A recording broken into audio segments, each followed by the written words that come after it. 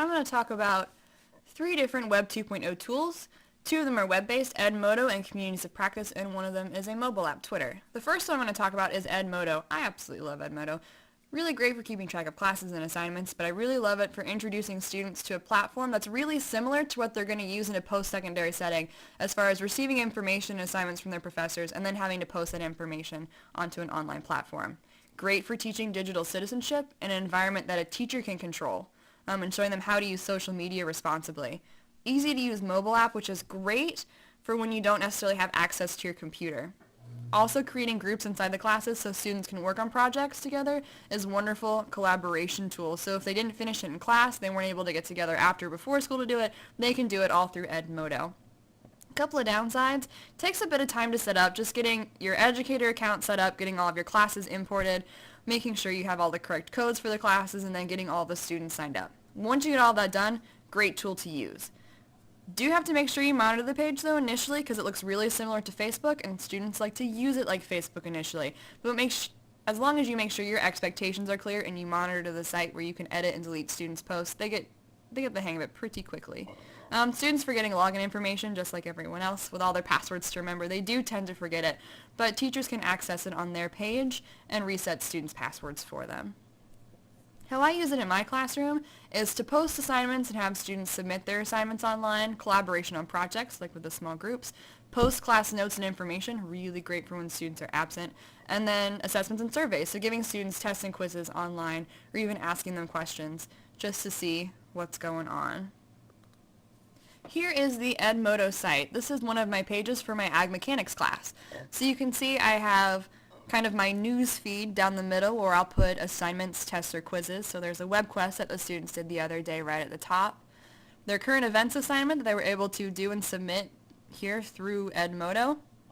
So you can post just like Facebook if you want to say hey to everybody. And then the surveys like I was talking about.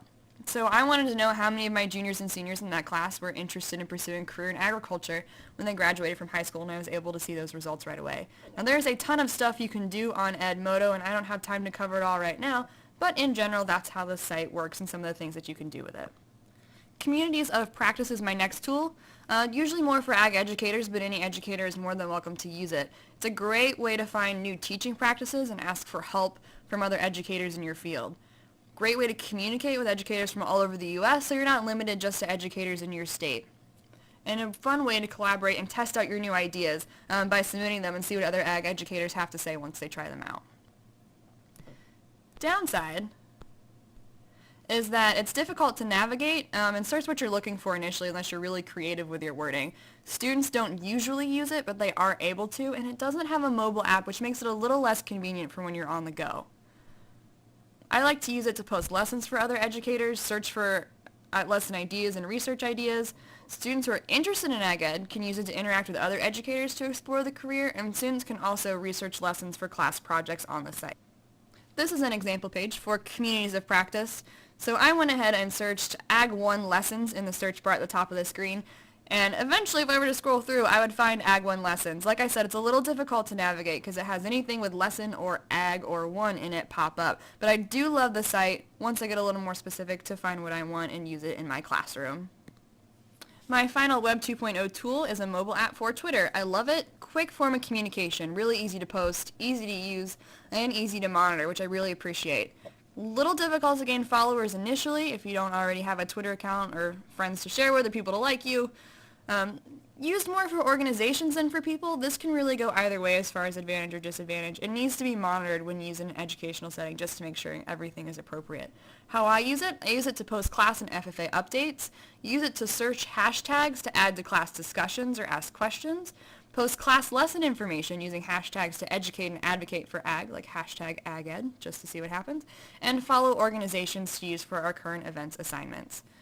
How it works is I go to my phone and I use my lovely little Twitter app right down here. And once I click on that, it'll take me to one of my screens. That's my personal profile.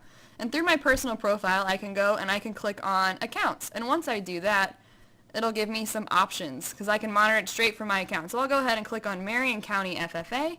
And then our personal page pops up. By the way, you're more than welcome to follow us at Marion Co FFA_Mo.